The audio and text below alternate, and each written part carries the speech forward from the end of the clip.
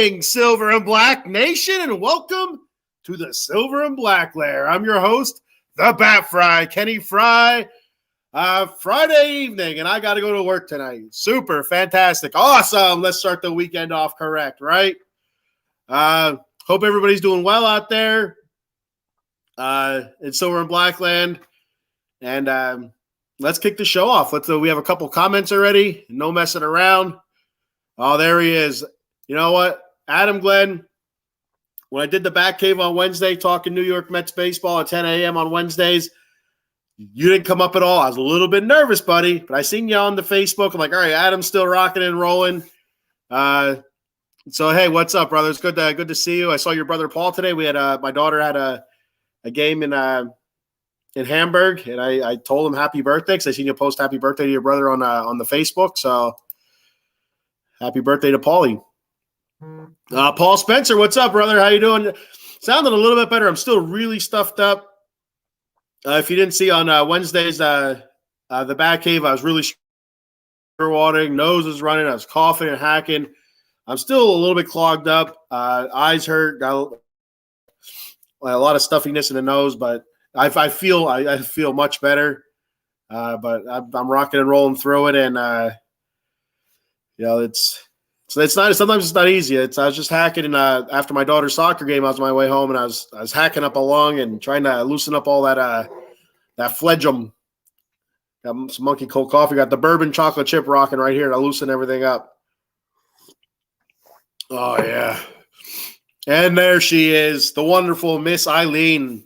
How are you, Eileen? I hope everything's well with you. Adam was sick. I hope you're feeling better, buddy. It's that time of year where you're getting that change from summer to fall, kicking up allergies or whatever the hell it is. I don't know. I think it's the government. They go around spraying everybody, like they put the stuff in your atmosphere and it trickles down. The government does, and it controls it. Whatever. I don't know. It's big pharma. That's what it is. It's big pharma making us all sick so you can buy their medicines and their cures and stuff. But right here's the cure. The only cure that I need is monkey cold coffee. Oh yeah, that is good.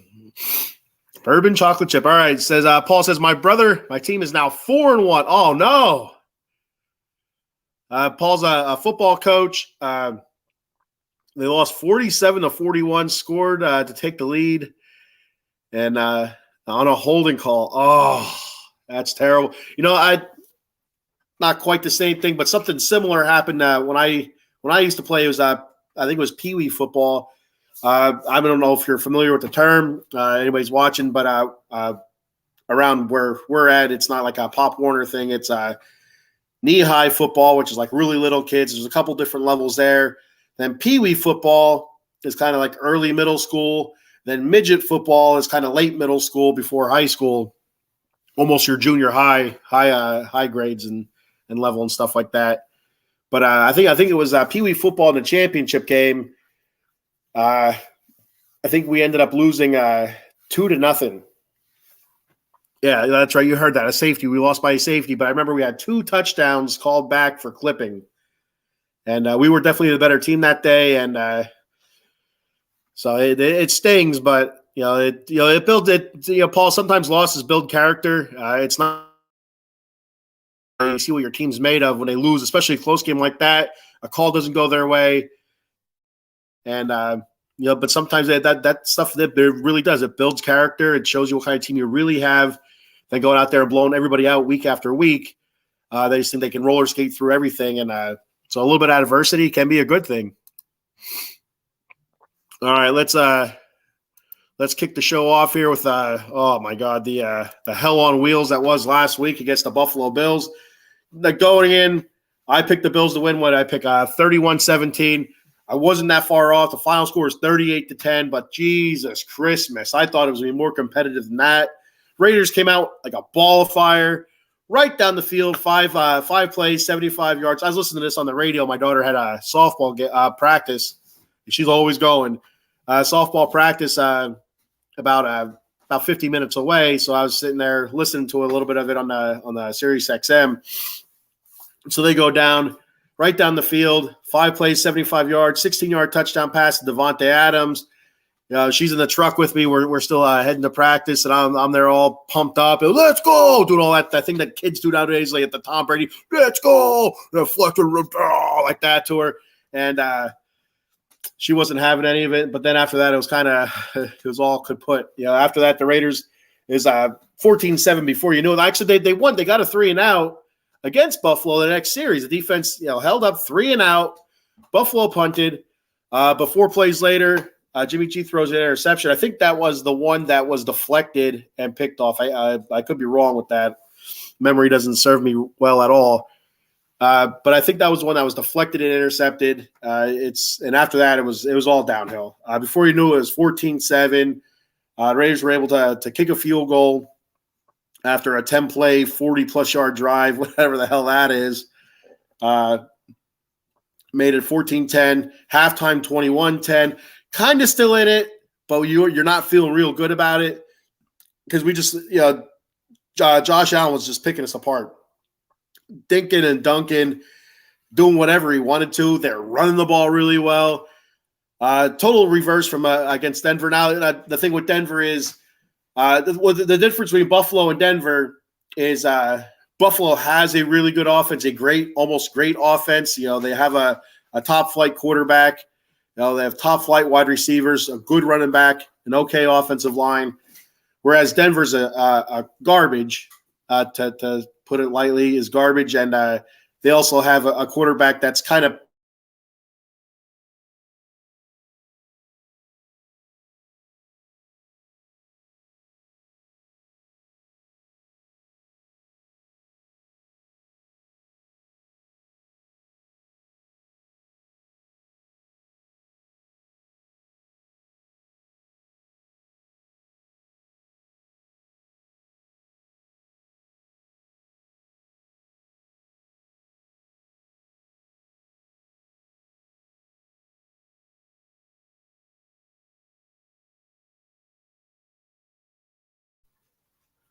Hey, there I am. Sorry about that. The internet kicked over. So real quick, before I'm just going to explain what happens there. So I have an Epson printer, and it prints better if you go on their Wi-Fi, even though it's not any Wi-Fi that you can use for internet access. But if you go on their Wi-Fi, everything prints better. So that's what happens there. So every once in a while, it'll kick the freak over for whatever reason. I don't know why, because I had it set up on the house Wi-Fi. It should stay in the house Wi-Fi. Why it kicked over, I have no idea. Now, I'm the only one here in the house right now. The family's at Hershey before I go to work. Why it kicked over, I have no idea. So that's why I disappeared there for a couple seconds. I could have went on for an hour, not even knowing. Thank God the screen went blank and that little spinning wheel of death was going. So my apologies, everybody. Hopefully that does not happen again. If it does, I will punch my little Chromebook here and snap it in half and then take out my frustrations on the printer. But anyway, so back to the difference between Denver and Buffalo. Russell Wilson isn't Josh Allen. He doesn't have the weapons that Josh Allen has. Sean Payton, in my opinion, is an overrated type coach. It's easy. No, I shouldn't say easy. It's easier to win a lot of games when you have somebody like Drew Brees as your quarterback, a Hall of Fame quarterback. That was a fantastic quarterback, once in a generation type quarterback. It's a little bit different with Russ. Russ is not Drew Brees. So, all those years, Sean Payton's a great coach. Sean Payton's a great coach. What do you have? You have one Super Bowl. Congratulations. I would take that Super Bowl in a heartbeat. But besides that, what makes him such a great coach? That one Super Bowl appearance. It's not like he was there every year and just couldn't quite get it. Once they won it after Katrina, and that's it. I mean, so whatever, but it's an absolute spank, and they ran all over us. They passed all over us. Josh Allen was 31 of 37, 274 yards, 3 touchdowns. Jared Cook, 17 carries, 123 yards rushing, is disgusting. Overall, as a team, they had 35 carries for 183 yards rushing. The week before, we held Denver to, I think, 95 yards as a team rushing. Gabe Davis, 6 catches, 92 yards, touchdown. Stephon Diggs, 7 catches for 66 yards. It was just it was a shit show, really, to be 100% honest with you. Our stats for the Raiders: Jimmy G, 16 to 24, a lot of dumps to running backs. 185 yards, 1 touchdown, 2 interceptions, and it's not like he was really pressured all that much. Maybe a little bit, but not to the point where he had to be thinking. That's where we miss Carr at. Carr would take those chances. He'd throw deep.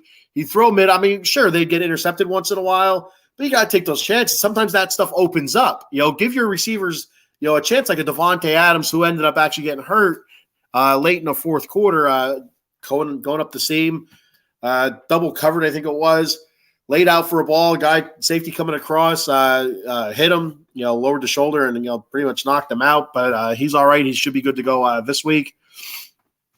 But yeah, there's no reason for Jimmy G to be just dropping off. And that's the quarterback that he is. I said this a couple times. He's a dumper and short route type quarterback, intermediate route type quarterback. He's not going to throw it deep. He's not going to take too many chances.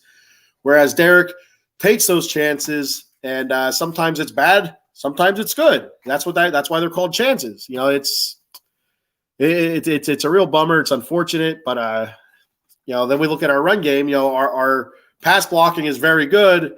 Our run blocking sucks ass, apparently. Josh Jacobs, 9 carries for -2 yards. Now, granted, he didn't have a preseason, but he didn't have a preseason because he was holding out. So whose fault is that? Is that the offensive line's fault? Is that Josh Jacobs' fault? Whose fault is that? I'm more likely to lean towards Josh Jacobs. He came out,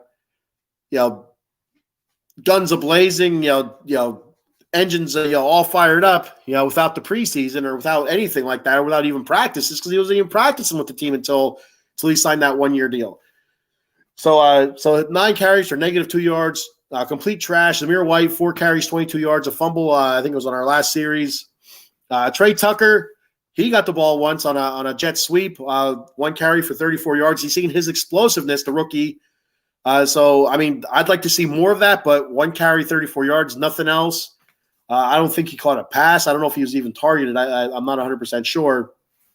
Receiving wise, Davante Adams, 6 receptions, 84 yards. We had no Jacoby Myers the week before. He was also concussed against Denver, so he was out this game. He didn't clear concussion protocol in time to play. It is probably better just to hold him out because the brain. You don't want to mess with the brain. That's you just don't want to play around with that. Josh Jacobs, 5 catches, 51 yards. Again, a lot of dinking and dunking. Hunter Renfrow targeted one damn time. One damn time Hunter Renfrow was targeted. And I believe it was in the third or fourth quarter. One time. It's unbelievable. The guy was a Pro Bowler 2 years ago. All of a sudden you have Josh McDummy here, and he's a non-factor. It doesn't make sense to me. If you're not going to use him, trade him. Like his value's just going downhill so fast. If you weren't going to use him, trade him. If they should have traded him last year if they weren't going to use him. While the iron was hot. It's nonsense. And another thing that's really under my skin right now is the lack of use of tight ends. All right, if we're not going to go deep downfield to our playmakers, to Davante Adams or anybody like that, why are we not throwing to our tight ends then? I get it. We don't have Darren Waller. Austin Hooper's a decent tight end.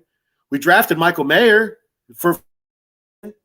why are we not throwing to these guys? Austin Hooper, 2 catches for 20 yards, and Mayer finally got his first catch. 1 catch, 5 yards. Disgusting. Doesn't make sense to me. It's very frustrating offensively to have some of these weapons just not being utilized now. Is that Jimmy G? Is that Josh McDaniels? I don't know. I think they share the blame. The Patriot way, the Patriot blame, I'll call it now.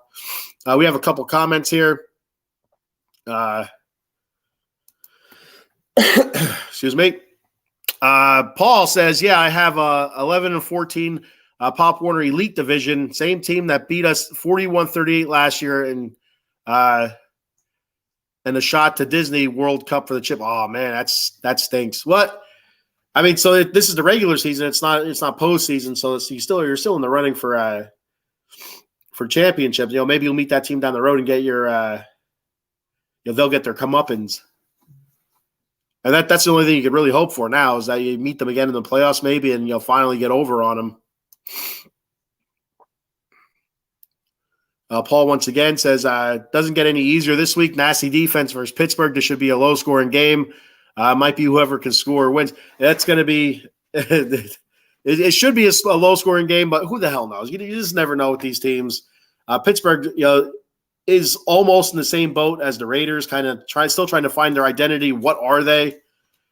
I'll talk about them in a couple minutes here because I don't have a whole lot of time because I do have to go to work. He lacks the long ball, never had it downfield. Niners wideouts hated that. Yeah, it's something I talked about when the Raiders signed Jimmy G. So the dude doesn't throw downfield. He had the fewest attempts downfield. I don't remember what the exact number was. I think for some reason I keep wanting to say it was 0, but I don't feel like that could be correct. Of passes, I think it was 20 or more yards downfield or something like that. And he just doesn't do it. He does not do it. So it's a huge culture shock. To go from Derek Carr, who will throw it all day downfield, to a guy that just doesn't pull out the dunk it. I mean, Carr did dunk it a lot. But he would still occasionally take that shot downfield, even under pressure. He would stay there. He'd take the hit. But Jimmy G's not even being pressured, and he won't take that shot. Mayer was a downfield mismatch for anyone in college. I blame McDaniels. It has to be something. So after last week's game against the Bills, Josh McDaniels did come out in the media and say that he was frustrated with the lack of involvement with Hunter Renfrow, having great weeks of practices. And kudos to Hunter Renfrow being super professional about it, going out there, saying all the right things in the media, saying, I'm doing the best I can, anything for the team, blah, blah, blah, blah. And, my thought is like Josh McDaniels is frustrated. Like, dude, you're calling the plays. You're calling the plays. What do you mean you're frustrated? Call some damn plays for the guy then. You're in Jimmy G's ear. Hey, Jimmy, throw it to Hunter. Seriously, what is that? I'm frustrated. That doesn't even make any sense to me. It's mind-boggling. This is his offense. If you want a guy to get the ball, call the play for the guy to get the ball. He's not doing that. And now if he is doing that, Jimmy G's not throwing it, get somebody else in there. Get somebody.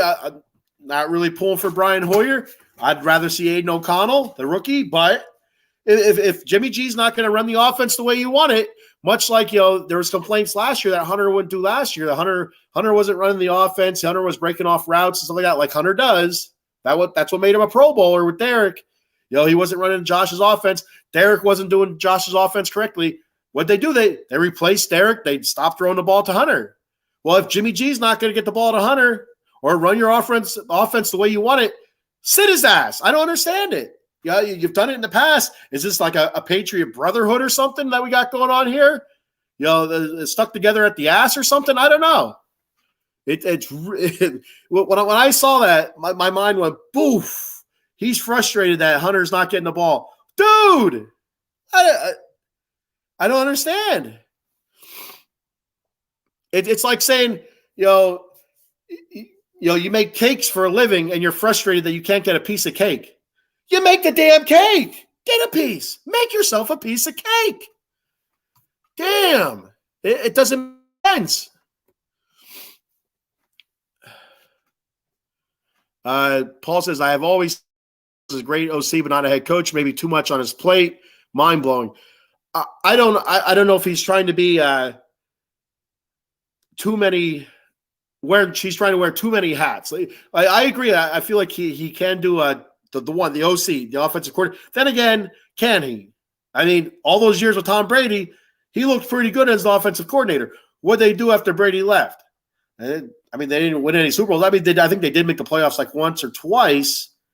But when Brady left, it kind of, no more Patriots. Where are the Patriots at? Hello, New England. Nothing.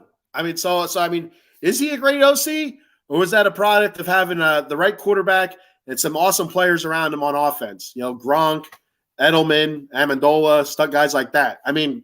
honestly. You have to kind of start looking at stuff like that. But let's just say for argument's sake that he is a great OC, and maybe he's wearing too many hats. Maybe that's one thing you should just focus on. Hey, I'm an offensive coordinator that happens to be a head coach right now. I'm going to focus on being the offensive coordinator. I mean, I don't know if that's it or not. I don't know. Paul says Mayer was a downfield mismatch for anyone in college. I blame McDaniels. I do too. I mean, there's no reason to at least try to get him the ball. I mean, it is different college and pro, but it can't, Notre Dame plays at high level, does play high level competition. So it's not like they're playing against Youngstown State every week or Heller Keller School of the Blind every week. They're playing against top notch teams, that are top Division I teams, and so he is facing tough competition. So he does have talent. Why are we not trying to get him the ball then? It's I don't know.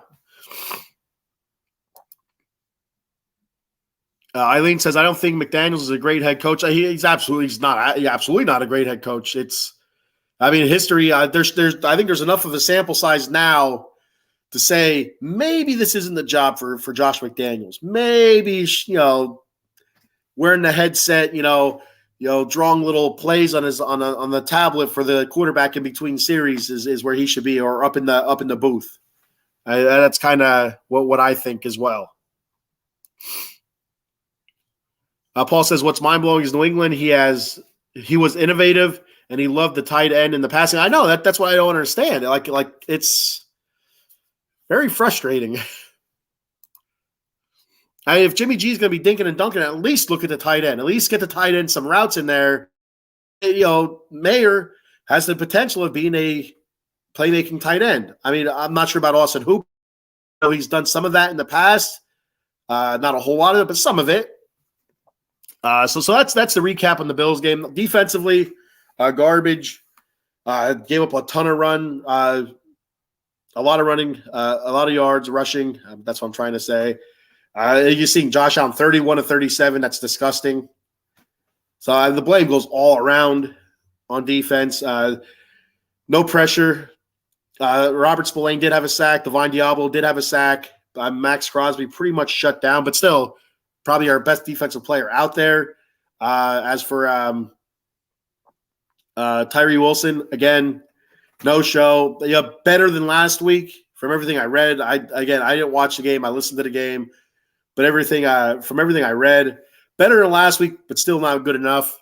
We got another comment here. Paul says, all right, brother, got to go. Great show tomorrow, 11 a.m., the Golden Dome. Beat the Buckeye ass day. There we go. Check out the Golden Dome podcast tomorrow, 11 a.m., with our boy Paul Spencer talking Notre Dame fighting Irish football. Pre-game to the Ohio State Buckeye game. Notre Dame versus Ohio State, huge game there. That's gonna be a lot of fun to watch. Oh, that's right. I'll be at work. So there we go. At least I'll get to watch maybe a little bit of it. No, I won't, because my daughter has a softball tournament, so I'll be awake all day for that. And then when we get home, probably around 6:30, I'll sleep for 2 hours and go to work. So I ain't going to watch any of it. Frustrating. I hate work weekends. But got to make that cheddar. All right, so one last thing from the Buffalo game, as much as I hate talking about it. We do have the player of the game. So in case you don't know, you're new to the show, every week I'll be doing a Monkey Colt Coffee player of the game. Again, I'm drinking my Monkey Colt coffee, the bourbon chocolate chip. Very good. It's a little bit of sugar. It's a little bit of milk in there. Beautiful. So last week it was week one. It was Jacoby Myers. This week, Devontae Adams, who had a pretty good game, before leaving injured. 6 catches, 84 yards, 1 touchdown. To be 100% honest with you, there was nobody else to pick. But Devontae did have a good game, so it's not like I'm just picking, dingleberries here. Devontae did have a good game. So he's our Monkey Colt Coffee player of the game. And Make sure you go to monkeycoltcoffee.com. Let me get that banner off of there, that ticker, so you can see it all. Go to monkeycoltcoffee.com. At checkout, use the promo code OOTB Sports. That's OOTB Sports for 10% off. They got the bourbon chocolate chip infused coffee, which is what I'm drinking today. My personal favorite, the toasted coconut rum. They also have the Sumatran blend, which is their brand new flavor out there, which is a medium roast coffee. I do have a bag of it. I just did not try it yet, so I can't wait to try that. Before I go to work, I might make a cold brew pitcher of the Sumatran blend and take that to the game tomorrow. So I think that's what I'm going to do. Keep my ass awake. And so it's the Sumatran. They also have T-shirts. Of course, you see the kick-ass mug here has the hashtag, and also on the other side it has their monkey. Roderick is his name. Their little mascot, Roderick. They also have cold brew pitchers on there, rum cake. So they're running a special promo tonight. Anybody that spends $50 watching the show tonight, anybody that spends $50 at monkeycoltcoffee.com and uses the promo code OOTB Sports will get a free rum cake. So, open that wallet. It's a Friday. It's a payday. Come on now. Open that wallet. Once again, anybody watching the show that goes to the store at monkeycoltcoffee.com, spends $50 and uses the promo code OOTB Sports will get a free rum cake, courtesy of Monkey Colt Coffee and the Silver and Black Lair. And also be sure to join up to sign up for their free giveaway, a $250 gift card giveaway. So check out for the details there. And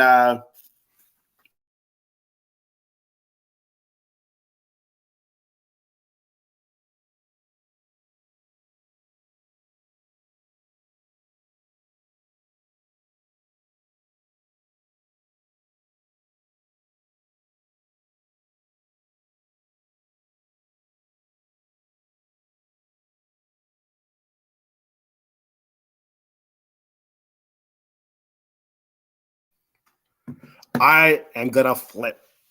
I'm like this close to blowing up. I'm stuffy.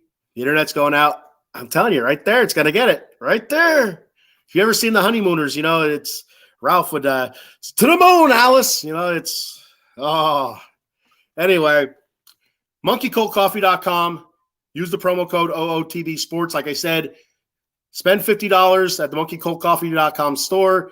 Use that promo code OOTB Sports for 10% off. Get a free rum cake. And also be sure to sign up for the gift card giveaway, $250 gift card. And get yourself some Monkey Colt coffee. I'm telling you, great products there. All right. We'll move on to this week coming up. But first, we have a couple more comments I want to hit up before I lose my goddamn internet again, and I'm going to snap. Better watch the post game then at 11 p.m. Yeah. So for the Golden Dome podcast, he does a pregame and a postgame. Pregame's 11 a.m. Postgame is after the game, so about 11 p.m. somewhere thereabout. I'll be checking that out. Eileen says, do you have work Sunday, or can you actually watch the game since it's Sunday Night Football? I have work. So I will be hitting the old record button and trying to listen to it a little bit. So, so what usually happens is I record the primetime games. I've been working night shift, off and on for forever. I mean, I used to work swing shift for almost 17, 18 years. And now I've been straight night shift for basically 5 or 6 years now. And so whenever there's a primetime game, which the Raiders don't usually have many of, but they do have a few, I usually record it. And then when I check my phone at 1 a.m. On break, ESPN tells me who won. I get pissed off. And then I don't watch the game, or I fast forward through a lot of it and don't pay attention to it because I'm irritated. So, but yes, I will be recording the game. I'll be watching it later on, and I'll be able to fast forward through the commercials and in between plays. I like that. We got Adam Glenn says Philly fans aren't soft. The Philly fans are soft. They are soft. Standing ovations for players that are sucking. That's not Philly that I know. Now that they put up congratulations Atlanta Braves on their their big board or whatever the hell you want to call it, their video board. Oh yeah, they're soft. They've turned. They might as well be Miami Marlins fans now. Just we'll call them the Philadelphia Marlins. That's how soft they are. Yeah, I can't stand it's. There's so I watch a lot of my stuff on Dofu Sports, which is I guess free, and I'll be watching the game, and I guess it's probably 10, 15 seconds behind. And when it's coming down to a final play, I'm watching. All of a sudden, my screen will be an alert saying such and such beat such and such. Like, oh, I didn't even see the last play. So, but yeah, it is what it is. Technology. I mean, good and bad. All right, so we're gonna move on to something I already talked about a little bit. Where the hell is Hunter Renfrow at? I mean, again, we just talked about this. Josh McDaniels, I feel like it's him and Jimmy G. They need to get on the same damn page. Get this man the ball. He was a Pro Bowler. Get him the ball. So that's what I have to say about that. He's putting in the work. He's doing everything the right way. Get him the ball. Get him the ball. That's going to relieve some pressure on Jakobi Meyers and Davante Adams. Get him the ball. Get Trey Tucker the ball. Let them make plays underneath. If you're not going to throw it more than 10 yards, 15 yards downfield, hit those guys on 5-yard, zigzag routes, whatever the hell you want to call them. Let them make plays. That's my thought on it. All right, so moving ahead to Week 3, Sunday Night Football against the Steelers. I mean, got a couple comments here, or one comment. I thought I said more than that. Adam says, we showed the Braves respect. That's what good teams do. No, not Philly. Not Philly. If that was the Mets showed the Braves that kind of respect, I would vomit. And then it's the Phillies who they throw batteries or whatever at people and snowballs at Santa Claus. They kick babies and stuff like that. Come on now. This is Philly. This is the Phillies. It's Philadelphia. Yeah, soft. I think they beat the Squealers. They have a very good chance to beat the Squealers. So my keys.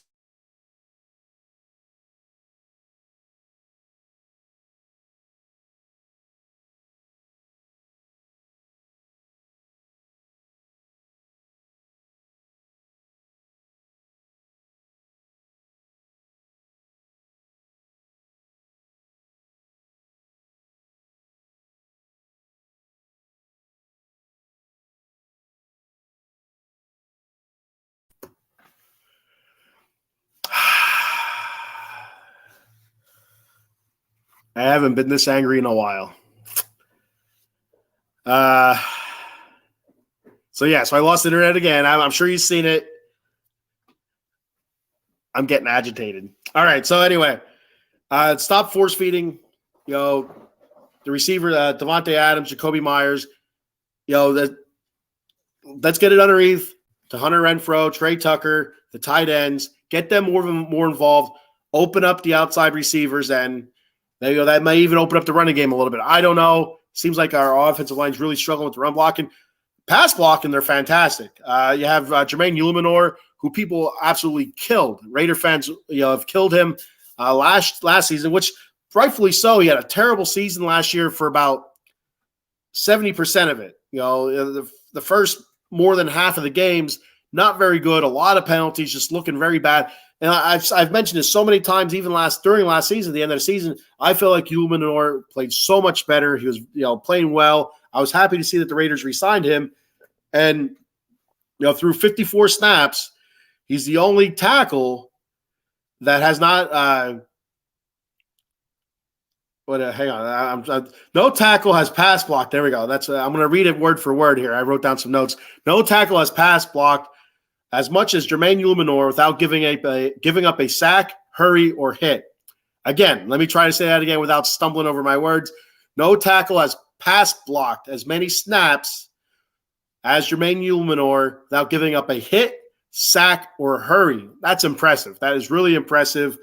Colton Miller, the other tackle for the Raiders, has given up one hurry in 54 snaps, pass snaps. So, I mean, that's really impressive. But again, run blocking not so much. Pass blocking, it's there. Jimmy G does have time. I mentioned that last week. I feel like he got rushed a couple times. Not all that often. He had a lot of time where he's back there. He's able to set up and able to survey the field. Plenty of time and just not finding open guys. Whether that's him not pulling the trigger or whether that's our receivers not creating space. I don't know. Eileen says Philly booed Santa. It's all good. It's like watching the program I used to work for. I use for work. Spinning too. That's why God gives us patience. Oh man, I'm losing patience quick. I'm trying to get through this before work so I can sit down and chill for a couple minutes, watch some Phillies and Mets. Last I checked, the Mets were winning 1-0. Not that it matters, but I like to see if the Mets can spoil some Phillies placement there in the wild card. Adam says Steelers win because they have a good coach. They do have a better coach. I'll agree with that. I do like Mike Tomlin. I feel like he's a decent coach. But it's starting to wear thin on people in Pittsburgh, I think. They don't have Ben Roethlisberger anymore. They don't have those super duper weapons on offense. The offensive line is not the same offensive line from the past decade or so. So you could tell they're going through a transition right now. So hopefully people in Pittsburgh, keep their patience, because I do think Mike Tomlin is a very good coach. And if they do lose him, if they lose patience with him, he'll get snatched up real quick. Either he'll go to one of a booth. It seems like every coach does now. They go to a booth, they do some announcing for a season or two, then they go back out into the coaching world. Maybe like a reset button type of thing. But they do have a good coach. Yes, offensive line wise, continue doing what they're doing. They're going to be tested this week with J.J. Watt and Highsmith. I can't think of his first name right now. Those guys, they get at the quarterback. So I mean that we're going to see what Jermaine Ulimanor is made out of this week with T.J. Watt there. So I don't know if I might have said J.J. I meant T.J. before. But offensively, the Steelers are basically trash. They do have a playmaker in I think his name is Deontay Johnson. I think is that what it is? I don't have it written down, of course. I think it's Deontay Johnson. They do have a playmaker at quarterback there. Kenny Pickett is running for his life. The offensive line is not all that great. So Kenny Pickett's running around like a maniac trying to get rid of the ball. And Najee Harris, 16 carries for 74 yards so far this season. So they're not really running the ball a whole lot. He's their top rusher. Pickett already has 76 passes for 2 games, 46 to 76, 454 yards, 2 touchdowns, 3 interceptions. Whereas you look at Jimmy G, he's 26 passes behind that attempts. Jimmy G's 36 of 50, 385, 3 touchdowns, 3 interceptions. So they throw the ball a lot. Now against the 49ers, they were down pretty big early. So you kind of see, a lot of passes there. They played two pretty decent defenses. Let's be honest. The 49ers defense is decent.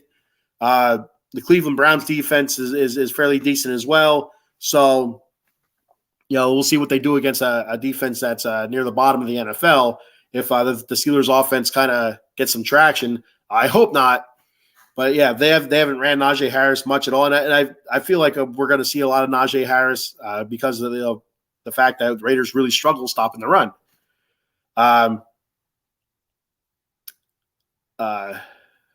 Pickens also a wide receiver, 9 catches, 163 yards so far this year, 1 touchdown.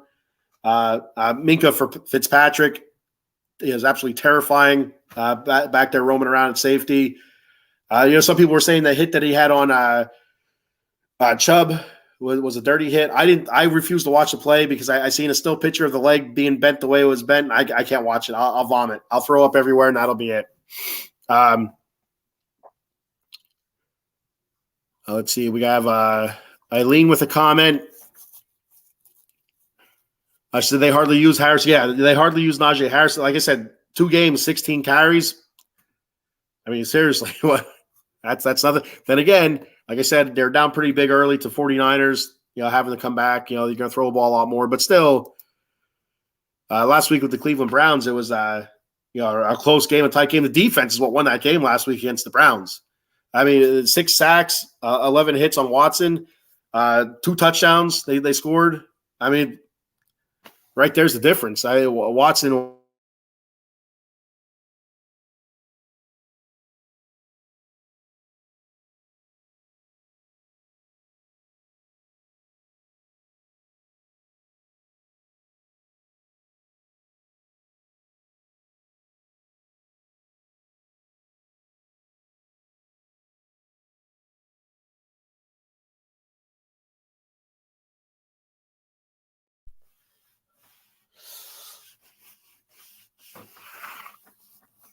Oh, yeah.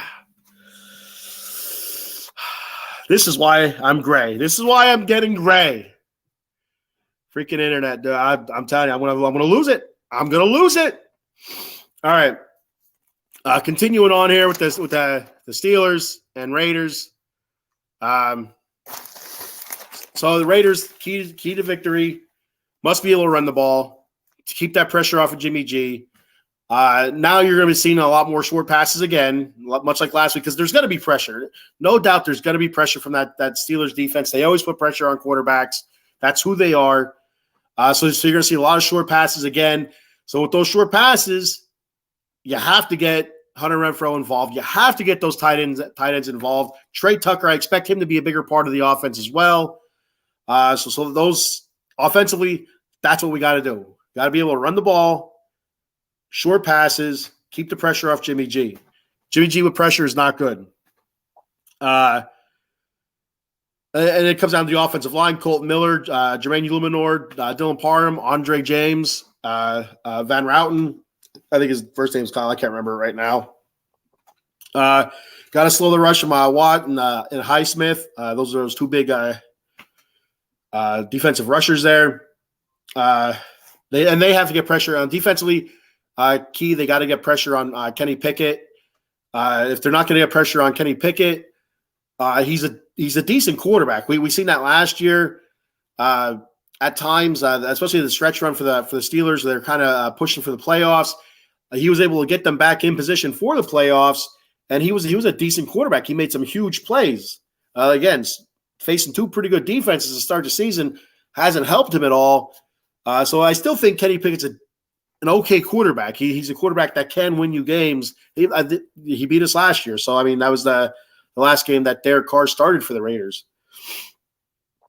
So we have to get pressure on him. Tillery, Bilal Nichols up the middle, Mad Max on the outside. Who the hell knows who's going to be on the other end? If Wilson's going to be, if Tyree Wilson's going to be playing, I know he's questionable right now, so I don't even know if he's going to play. But he's been ineffective. Malcolm Kuntz has come in. Isaac Rochelle a little bit as well. So we need somebody on the outside to be able to put besides Matt to close the pocket down on Kenny Pickett, and also the big tackles up the middle. We drafted two tackles. Byron Young, not quite as big. He's more of a pass rushing defensive tackle, but still a decent sized body, almost 300 pounds. And then Nesta Jade Silvera, who was one of our last picks in the draft. 300. I think 320 pounds or whatever it is. Get that big body in there. Use them. Use them. These are healthy bodies. They haven't played yet this season. I don't know if they'll be active for the game or not, but if they are, get their asses in there. We need big bodies up the middle to stop that run. Tillery and Bilal Nichols just aren't getting it done with the run, but they can get pressure up the middle. They can do that. What else we got here? Robert Spillane, he was a former Raider. He's one of our linebackers right now. Look for him maybe to have a big game, an impact game, kind of going against his old team type of thing. So we'll see. Hopefully that'll factor in a little bit. And let's check out a comment here before I move on to our players to watch.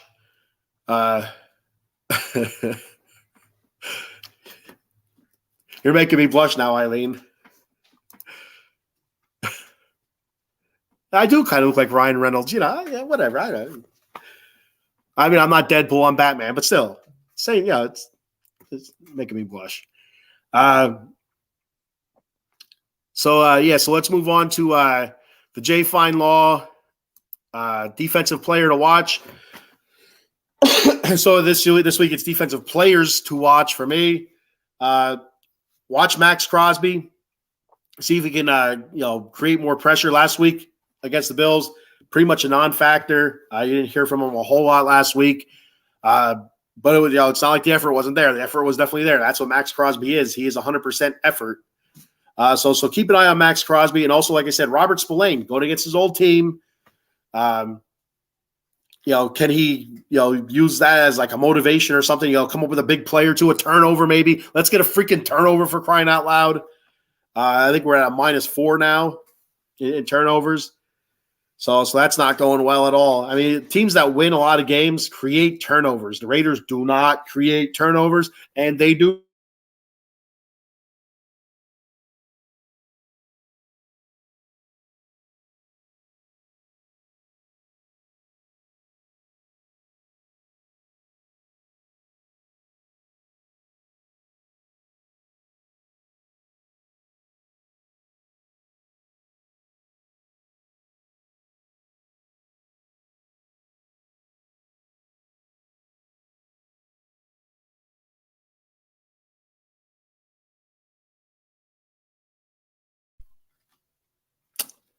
Hey, everybody, I'm back again. So now we'll move on to the Dugout Mugs, offensive players to watch. Again, I'm using multiple players. Hunter Renfrow, let's see if they can get him involved. I'm just discussing right now. So Hunter Renfrow, let's see if they can get him involved, more than, one attempt, one catch. And the offensive line, can we get the run blocking going? Can we keep those pass rushers off of Jimmy G? That's going to be the huge that's good right there. The trenches is going to be what's going to win or lose this game, I think, for us. Offensive and defensive line. Both sides of the ball. The defensive line can stop the run and create pressure on Kenny Pickett. And the offensive line, they can get the ball running and keep the pressure off of Jimmy G. So, the trenches, it's a tale as old as time. To steal a line from Beauty and the Beast. I don't want to sing the song. I can't sing right now. A tale as old as time. Beauty and the Beast. You know what I mean. Anyway, the trenches. The games are won in the trenches. That's where it's, wars were won in the trenches back in the early days. Football games are won in the trenches. So I have Hunter Renfrow and the offensive line as our players to watch. The Dugout Mugs, offensive players to watch. And the out-of-the-box sports entertainment rookie to watch this week. Once again, I picked him in week 1, and he didn't even play. Trey Tucker. So hopefully he's active. He plays. He did get a carry last week. We've seen what kind of speed and shiftiness and explosiveness he does have. So Trey Tucker is my offensive rookie to watch for this upcoming week against the Pittsburgh Squealers. And for my prediction, I have the Raiders beating the Steelers 20-13. Of course, it's going to be a low-scoring game. A couple of offenses that struggle. Just keep the turnovers down.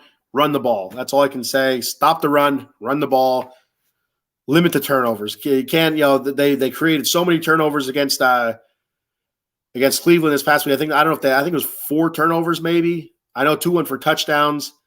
6 sacks. So that's the keys right there. It's all right there. So before I move on to I picked the Raiders 20-13. Before I move on to LA Kings talk, I'm going to hit a couple comments, then I'm going to do some sponsor reads here.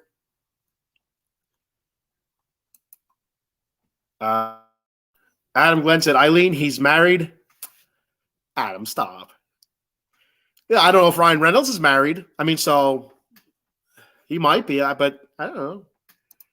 You keep up with the comments, Eileen. I'll take all the Ryan Reynolds comments. I'll take that. Eileen says it's kind of interesting how Steelers got back-to-back primetime games. Yeah. Well, it does seem like that does happen occasionally where one week the team will have a Sunday night game and the following week they'll either have a Monday night game or something like that. So that's not unheard of, but it is kind of head scratching when that does happen. I don't know why they just don't spread it out more. All right, so we're going to hit up a couple show reads before I lose internet again. Or not show reads, sponsor reads before I lose the internet again. And I don't know how much more I can take of that. All right, Jay Feinlaw, attorney Big Al. You can reach Big Al at 1-800-HURT-123. That's 1-800-HURT-123. HURT-123 is what I meant to say. And Jason Fine, Big Al, specializes in motor vehicle accidents, slip and falls, workman's comp, and personal injury claims. They have 3 convenient office locations throughout Pennsylvania and the Garden State of New Jersey. In the Garden State of New Jersey, located at Cherry Hill, 3 Greensward Lane. The phone number there is 856-209-5258. Then in the steel city of Pittsburgh, Pennsylvania, located at 500 Grant Street, Suite 2900. The phone number there is 412-365-8151. Now, after the Raiders beat the Steelers this Sunday night, do not go to Jay Feinlaw because crying is not covered under his office. You got to go somewhere else if you're going to cry and bitch and moan. The Zebras, the referees did this, did that, or whatever. Don't go to Jay Feinlaw for that. He does not specialize in crying and bitching. Also, last but not least, in the city of brotherly love, the soft city of Philadelphia, located 1628 JFK Boulevard, Suite 2120. The phone number there is 267-888-2980. That's 7-888-2980. Jason Fine, attorney Big Al. And then we'll hit the Monkey Cold Coffee once again. Go to monkeycoldcoffee.com, get your coffee there, toasted coconut rum, bourbon chocolate chip, the Sumatran blend, T-shirts, mugs, tumblers, the cold brew pitcher, which is fantastic, K-cup adapters, rum cake, and like I said, watching the show today, go to monkeycoldcoffee.com, spend $50, use the promo code OOTB Sports, and get a free rum cake. For the love of God, go do it now. Stop watching the show. Go do it now. Get your coffee. Get yourself a T-shirt or a mug or something like that. Get 2 bags of coffee and a mug, for crying out loud. It's payday. And use that promo code at checkout, OOTB Sports, and make sure you register for the prize drawing, a $250 gift card at monkeycoldcoffee.com. And good luck to everybody. And our newest sponsor, Dugout Mugs. Go to dugoutmugs.com. Use that promo code at checkout, OOTB Sports 20 for 20% off. That's OOTB Sports 20 for 20% off. Find your baseball team, your favorite team. Get it. They have a whole bunch of different styles and varieties. So get on there. Browse the website, dugoutmugs.com. Find what you like. They got knob shots, the regular dugout mug, the aluminum bat dugout mug, the shortstop mug, the wine glass mug. They got coasters, baseballs that are bottle openers. They have specialized. You can get a personalized dugout mugs. With like a logo of your choosing. If you were like I used to coach the Not Your Average Janes. If I wanted to get a Not Your Average Janes logo on a dugout mug, I could have done that. So a lot of great different things you can do there at dugoutmugs.com. That great product. Christmas is right around the corner. You have birthdays, wedding gifts, stuff like that. Go to dugoutmugs.com. Use that promo code OOTB Sports 20 for 20% off.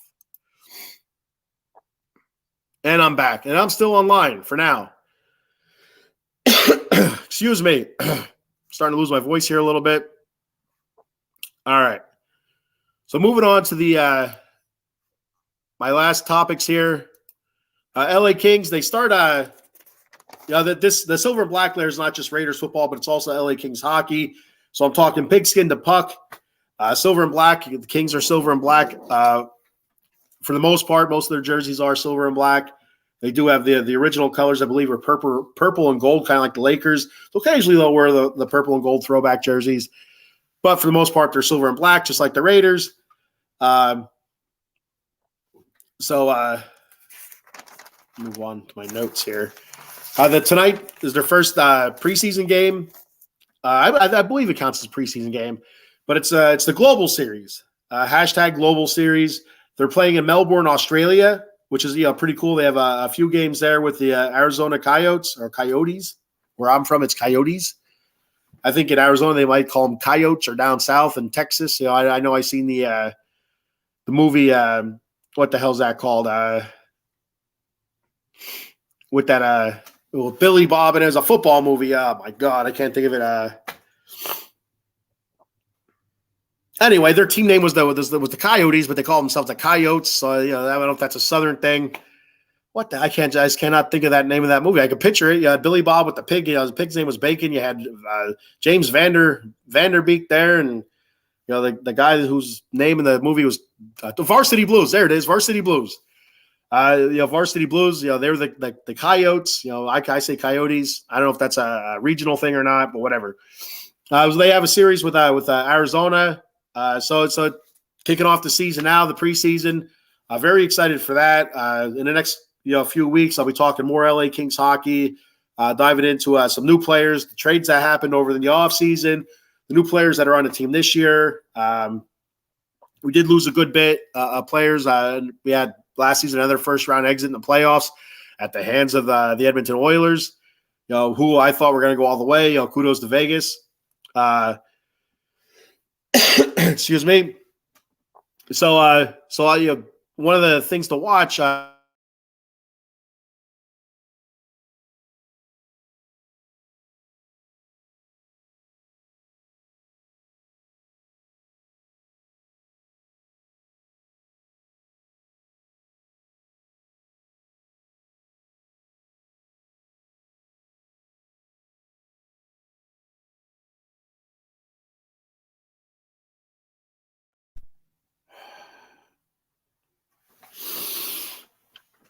All right. Quentin Byfield, last season, you just kept waiting for him to kind of break out, bust out. Last year, he was rookie. It just waiting and waiting. It just didn't go to the next level with Quentin Byfield. I know a lot of Kings fans were getting super frustrated with him, but he's going to be in the top line with Kopitar and Kempe. So it's going to be interesting to see what kind of opportunities he gets there. And also the Fiala, Pierre-Luc Dubois, and Kaliev line, our second line. That's going to be a lot of fun to watch as well. Pierre-Luc Dubois was a new guy who we traded for this past offseason. We gave up a lot for him, so let's see if he's able to be maybe he's that missing link. I'm not really sure. I don't know a whole lot about him. I'm still kind of green with hockey yet. But that's a line that is really interesting to me. The number 2 line. Can Fiala stay healthy this year? He was banged up a lot near the end of last season. Was still able to come back for the playoffs, but it would have been nice to have him for that stretch run where the Kings were super hot after the All-Star break, I believe it was, for most of the new year. But then, like the last 2 weeks of the season, they kind of started slowing up. You've seen some dings there and some chinks in the armor. I think that's the correct term. Kings, anyway. So let's see if he can stay healthy. And also the defense, if the defense can get a little bit more grittiness, a little bit more toughness to them. It's one thing I harped on last year. I felt like the defense wasn't tough enough. We re-signed Vladislav Gavrikov. So I was really excited about that because I felt like he played very well for the Kings last year after they traded for him from Columbus. And, Mikey Anderson. I thought Mikey Anderson played well down the stretch defensively. They showed a little bit of toughness and grittiness. Drew Doughty's not the kind of guy like a defenseman where he's making the huge hits or whatever, but he's the pesty type defensive player where he's like a gnat in the ointment type of thing. It just really bugs people, gets on their nerves.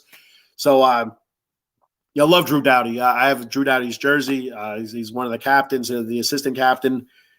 So I'm a big fan of Doughty, but we need some other guys to step up on defense, be the tough guys, be the when they're out in the ice, the other team knows they're out in the ice. You're afraid to come across the middle. You're afraid to sit in front of the net, which I felt like was one of the biggest bugaboos against us last year. Was we had so much traffic in front of the net, in front of Korpisalo and in front of Phoenix Copley. It was I think a lot of the goals that we gave up, especially in the playoffs, was due to traffic. It's just constant moving.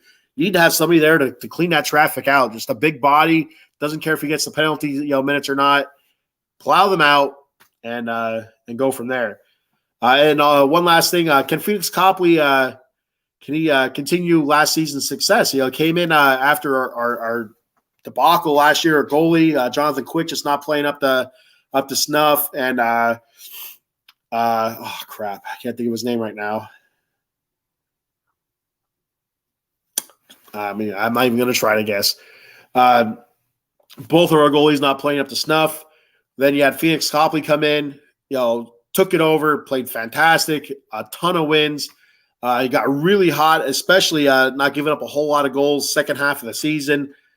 I can't remember exactly. I'll get more into stats as the next coming weeks, but I feel like his goals against average were below 3. Save percentage was up near, I think it was over 900 or right at 900, somewhere around that area. So let's see if he could take the next step. We let Korpisalo go.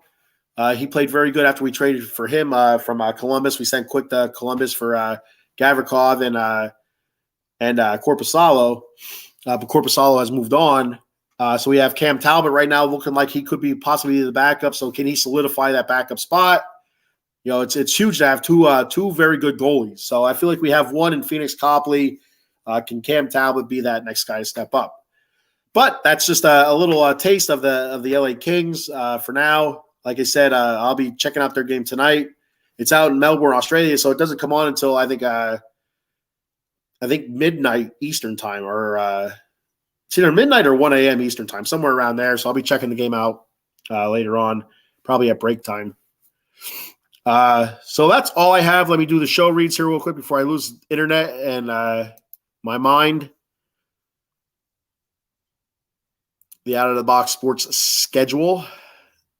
Get that banner off of there. All right. Excuse me. Mondays, we have Joystick Junkies from p.m. 6 p.m. The Sully Squad with Joe Sullivan and company talking Philadelphia sports. And Big Blue Power Hour at 8:30 p.m. on Mondays for now. There is a chance that might be moving because Monday Night Football, it's hard to get a lot of viewers for Big Blue Power Hour when you have Monday Night Football going on. Tuesdays at 6:30 p.m., you have the Commanders Gridiron Show, talking Washington Commanders football with Steve. You have Extra Innings Baseball at 8:30 p.m., talking all Major League Baseball. And then Wednesdays at 10 a.m., you have me, the Bat Fry, on the Bat Cave, talking New York Mets baseball. 7 p.m., Fuji's Philly Flair, talking Philly sports and entertainment. That should be returning in the next week or two. At 8:05 p.m., you have College Football Frenzy, talking all of college football. And then the round Wednesday off at 9:30 p.m., you have Dem 215 Boys, talking Dallas Cowboys football. Thursdays at 7 p.m., you have the NFC East Roundtable. Cowboys, Giants, Eagles, Washington. I like saying Washington. I think it's funny. Debating each other about their teams, who's on top, who's not on top, who stinks, who's great, blah, blah, blah. Fridays at 10:30 p.m. is supposed to be the Atomic Drop podcast. We have not been on the last couple of weeks due to my work schedule. And last week we were at Hershey. So the way it goes for me, family's first, work is second, and podcasting is third. So it's a bummer. It really is. I want to be on more. Just right now it's not working out. But hopefully next Friday, we're back with the Atomic Drop podcast at 10:30 p.m. With myself and Cowboy Dave talking WWE wrestling. Hopefully, we'll figure something out. If it's not going to be 10:30 p.m. Friday, we'll definitely get on somewhere. I know I have a wedding to go to next Saturday, so if it has to be maybe next Sunday, we'll figure it out. We have to figure it out. We have to get that back on there. People want the Atomic Drop podcast. Then Saturdays, 11. We talked about earlier, the Golden Dome podcast. A little bit of Irish pregame, and then around 11 p.m. to around there somewhere after the Ohio State Notre Dame game, check out Golden Dome podcast once again for a post game, and then the Silver and Black layer is still kind of to be announced. I'm kind of doing it when I have time, with work getting so busy again. And the Hershey Park trips and softball tournaments coming up. It's a hectic time. So basically, and also the Old School Show, once a month or thereabouts. It will be a Thursday at 8:30 p.m. Should be coming up in the next couple of weeks, I believe, sometime early October. They'll be talking I believe, 1990s Dallas Cowboys and the rivalry with the San Francisco 49ers. So that should be a lot of fun there. That one's I can't miss. Absolutely. So that's all I have for today. Hopefully, okay, I am still on. I gotta get off here before I lose it again and just absolutely lose my shit here. Thank you for everybody for checking it out and bearing with me. Let me get me one more sip here of my Monkey Cold coffee. Like I said, go to monkeycoldcoffee.com, spend at least $50, use that promo code OOTB Sports, and have a chance to win a free rum cake. Thank you everybody for checking the show out. I guess that's it for me. No more comments. I'm lingering here. Make sure there's no more comments. All right. So I'll be on next Wednesday, 10 a.m. with the Batcave, and then sometime next weekend with the Silver and Black Lair. Thanks for checking the show out. I appreciate it very much. Thanks to all that commented. And thanks, Eileen. I do kind of look like Ryan Reynolds. A fat, hairy Ryan Reynolds. There we go. See you later. Thank you. Go Raiders.